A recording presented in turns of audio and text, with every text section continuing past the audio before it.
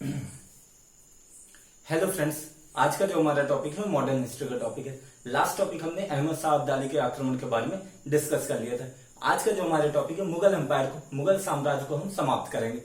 तो इसमें जो लास्ट टॉपिक रहेगा वो मुगल साम्राज्य के पतन के कारण, जो मुगल साम्राज्य की समाप्ति हुई उसके क्या कारण थे। तो आज का जो हमारा टॉपिक है मुगल साम्राज्य के पतन के कारण। तो जो आज का हमारा टॉपिक है मुगल साम्राज्य के पतन के कारण, तो मुगल साम्राज्य के पतन के कारण कोई एक नहीं थे। मुगल साम्राज्य के जो पतन के कारण निम्नलिखित थे। तो उन सारे कारणों को, उन सारे रिस्पॉन्सिबल जो थे, रीजंस थे, उनको आज हम डिस्कस करते हैं। तो जो हमारे सामने पहला कारण था औरंगजेब का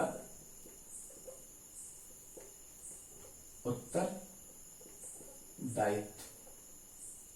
औरंगजेब का उत्तरदायित्व, औरंगजेब का के योग्य के अयोग्य उत्तराधिकारी, अयोग्य उत्तराधिकारी। थर्ड जो है मुगल अभिजात सत्ता का पतन। फोर्थ है दरबार में गुटबंदी। फिफ्थ है मराठों का उत्थान। यानी औरंगजेब का उत्तरदायित्व, औरंगजेब के अयोग्य उत्तराधिकारी, मुगल अभिजात वर्ग का पतन और दरबार में गुटबंदी और मराठों का उत्थान। इसके अलावा उत्तराधिकार की त्रुटिपूर्ण नीति, जो उत्तराधिकार की त्रुटिपूर्ण नीति थी। इसके अलावा आर्थिक दुर्बलता,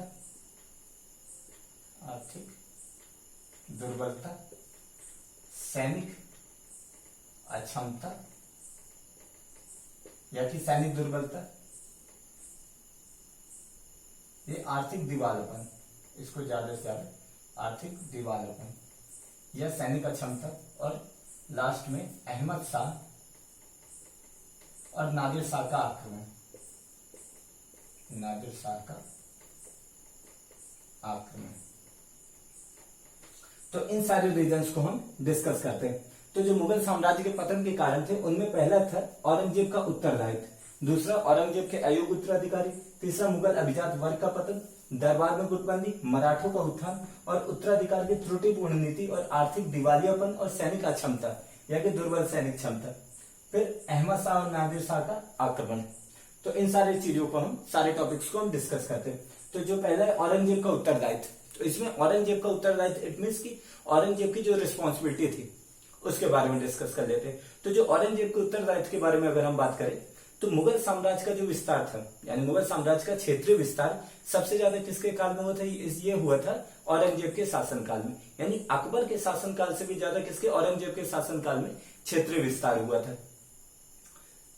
लेकिन अगर बात की जाए तो मुगल सत्ता के पतन के इसी के शासनकाल में जो पद चिन्ह थे दिखाई देने लग गए थे। अगर इसका पहली बात किया जाए तो इसकी जो धार्मिक अधर्मता, जो धार्मिक नीति थी उसके कारण इसके बहुत सारे जो थे विद्रोही पैदा हो गए थे। यानी मराठे भी इसके विद्रोही हो गए थे, सिख भी विद्रोही हो गए थे, राजपूत भी विद्रोही हो गए थे, जाट भी हो गए थे, बुंदेला भी हो गए, सतनामी भी हो गए थे। इसकी धार्मिक नीति के कारण इसने क्या किया था?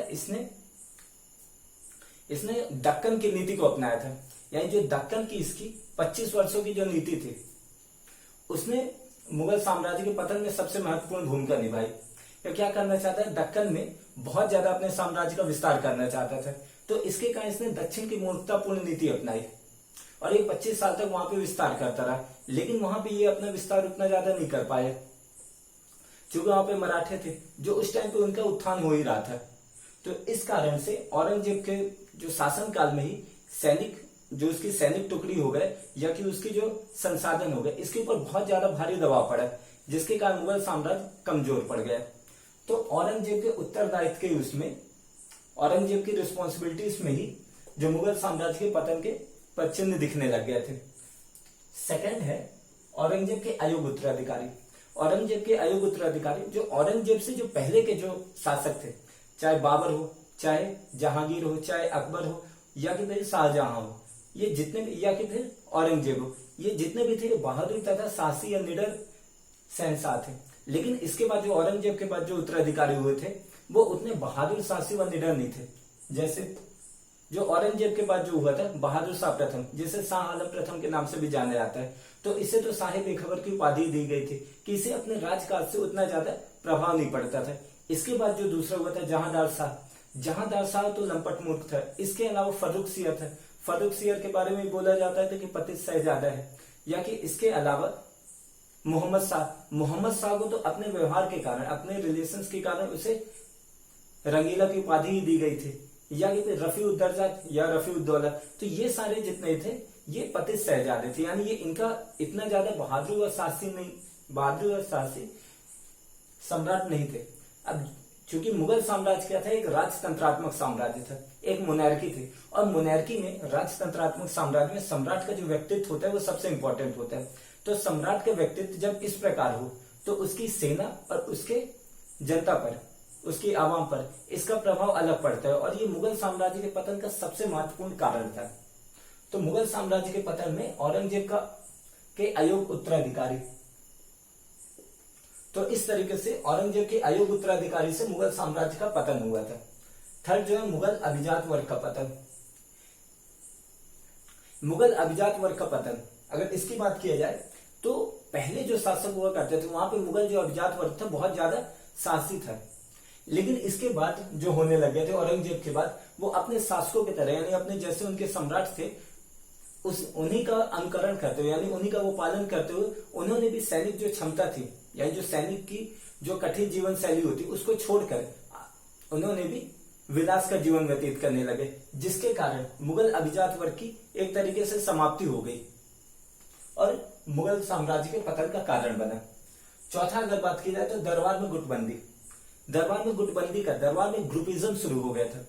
लाइक अगर बात किया जाए तो जो मुगल साम्राज्य में उस टाइम पे तुरानी दल बन गए थे, ईरानी दल बन गए थे, अफगानी दल बन गए थे और हिंदुस्तानी दल बन गए थे, जो मेन रूप से क्या करते थे, सम्राट को, जो शहंशाह रहता था उसको उठाने और गिराने का काम करते थे, यानी बदलने का काम करते थे। चाहे आप देख लीजिए, चाहे बहादुर शाह प्रथम की बात कर लें, या कि बहादुर शाह प्रथम के बाद जो जहांदार शाह था उसको बनाने में फर्रुखसियर का इंपॉर्टेंट रोल था। या फिर सैयद बंधु की बात कर ली जाए तो सैयद बंधु ने तो 4 राजाओं को बनाया था, भाई मोहम्मद शाह को भी बनाया, फर्रुखसियर को भी बनाया, रफी उद्दरजात को बनाया और रफी उद्दौला को बनाया। यानी मेन जो था, ये जो दल थे, जो उलेमा थे, ये क्या कर रहे थे, ये शासकों को बदल रहे थे। तो इस कारण से सम्राट की जो भूमिका थी वो कम हो गई थी और मुगल साम्राज्य का पतन का कारण बना था।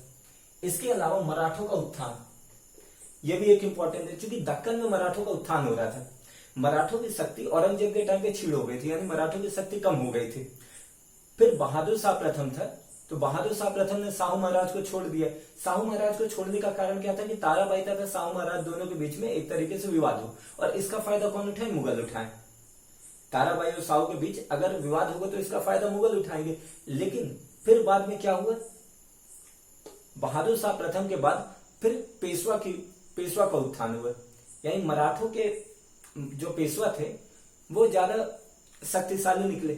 बाजीराव हो गया या कि बालाजी विश्वनाथ हो गए, तो इन लोगों ने क्या किया, मराठों का एक तरीके से उत्थान किया, जिसके कारण दक्कन में मुगलों का सबसे ज्यादा टक्कर प्रतिद्वंदी कौन बने, मराठे बने, और मराठों ने मुगलों को कड़ी चुनौती दी, जिसके कारण मुगल साम्राज्य एक तरीके से कमजोर बन गया। इसके अलावा और अगर बात की जाए तो उत्तराधिकार का त्रुटिपूर्ण नियम। अब ये उत्तराधिकार का त्रुटिपूर्ण नियम क्या था, मुगल साम्राज्य में उत्तराधिकार का कोई नियम नहीं था। मुगल साम्राज्य में उत्तराधिकार का कोई नियम नहीं था कि कोई बड़ा बेटा उत्तराधिकारी बने, कोई बड़ा बेटा शासक बनेगा। तो इस तरीके से क्या हुआ था कि जितने भी बेटे होते थे या जितने भाई होते थे वो एक तरीके से तलवार की लड़ाई पर, तलवार की नोक पर शासक बनना चाहते थे।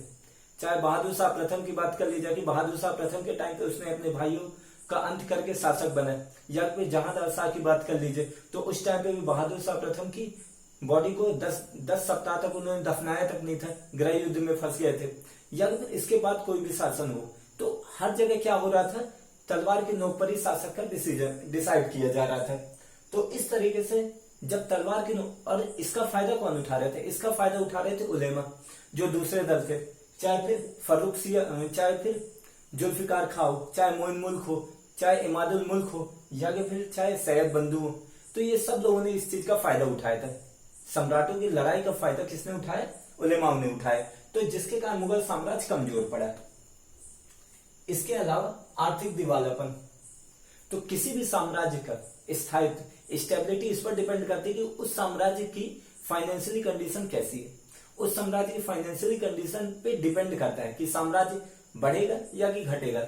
अब क्या हो रहा था आर्थिक दिवालापन में, जब बहादुर शाह प्रथम बना था, जब शासक बना था, तो उसने एक अच्छी नीति अपनाई थी और वो क्या कर रहा था, जागीरें बांट रहा था और पदोन्नति कर रहा था। अब जागीरें और पदोन्नति बांटने से क्या होता है कि फाइनेंस, जो राजकोषीय धन था वो खत्म होने लग गया। और एक समय ऐसा आ गया था मोहम्मद शाह के शासनकाल में कि सेना को वेतन देने के लिए भी पैसे नहीं बचे थे और शाही सामान बिकने लग गए थे। तो आर्थिक कंडीशन खराब होने के कारण सेना ने खुद ही विद्रोह करना शुरू कर दिया। तो अगर किसी भी साम्राज्य की अगर सेना उसका सपोर्ट ना करे या सेनापति उसका सपोर्ट ना करे तो वो साम्राज्य ज्यादा दिन तक चल नहीं सकता। तो आर्थिक दिवालापन यानी आर्थिक रूप से या कि इकोनॉमिकली कंडीशन अगर खराब होने से मुगल साम्राज्य के पतन का कारण बना। इसके अलावा सैनिक अक्षमता या सैनिक दुर्बलता, तो सैनिक दुर्बलता भी एक महत्वपूर्ण कारण थी। क्या सेना में सारे अवगुण भर गए थे, यानी वो अनुशासन नहीं वो पालन कर रहे थे या कि दूसरे तरीके से वो कर रहे थे, तो एक तरीके से सेना बहुत ही खराब हो गई थी। और मुगल साम्राज्य में शुरू से एक त्रुटि थी, मनसबदार व्यवस्था चल रही थी। और मनसबदार व्यवस्था में सेना सम्राट के प्रति निष्ठा व्यक्त नहीं करती थी, बल्कि ये मनसबदारों यानी अपने जो सामंत होते हैं उसके प्रति निष्ठा करती थी। तो इस प्रकार से सेना क्या हो रही थी, सेना सम्राट से कट रही थी। और जैसे सम्राट ज्यादा शक्तिशाली नहीं थे तो सेना भी उनकी उतनी ज्यादा शक्तिशाली नहीं थी, क्योंकि वो कठिन परिश्रम वाला जीवन गुण वो अपना ही नहीं रही थी।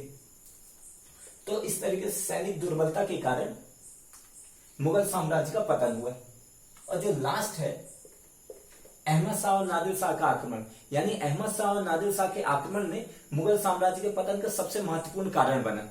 कि भाई पहले आया नादिर शाह ने आक्रमण किया और सम्राटों को बदला, और फिर उसके बाद अहमद शाह अब्दाली आए और अहमद शाह अब्दाली ने भी यही किया। तो नादिर शाह और अहमद शाह के अब्दाली के आक्रमण के कारण भारत में कोई दूसरा शासक बचा ही नहीं। कि भाई अहमद शाह अब्दाली आया और उसने पानीपत का तृतीय युद्ध किया जिसमें मराठों की भी हार हुई, और जब मराठों की हार हो गई तो उसके बाद हमारे देश में कोई एक इंपॉर्टेंट शासक बचा ही नहीं, कोई साम्राज्य बचा ही नहीं जो अंग्रेजों का विरोध कर सके, जिसके कारण अंग्रेजों का यहाँ पे शासन हो गया। तो एक तरीके से अहमद शाह और नादिर शाह के आक्रमण ने न केवल मुगल साम्राज्य का पतन किया बल्कि भारत में शासकों का भी समाप्त कर दिया था, जिसके कारण अंग्रेजों के लिए रास्ता सुलभ हो गया। तो जो आज हमने कंप्लीट कर लिया वो कर लिया मुगल साम्राज्य के पतन के कारण। तो ये लेक्चर हमारा यहीं पे कंप्लीट होता है। Thank you very much for this lecture.